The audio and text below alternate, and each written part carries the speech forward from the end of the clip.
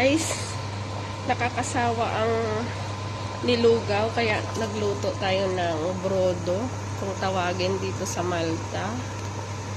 Simple lang ang ingredients nito. Carrots, courgettes, saka patatas, celery, saka syempre beef meat.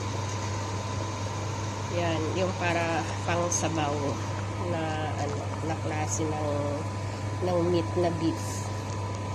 So, malapit na ito maluto at nilagyan rin natin to ng pasta para hindi na tayo mag-rice.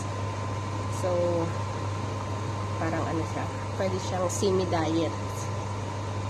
Pero, masustansya. So, maluluto na to mga 5 minutes more and ready to eat.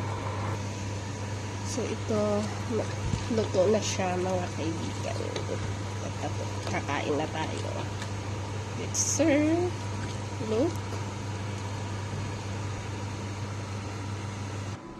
At ito na siya. Ang ating brodo. Yan. So,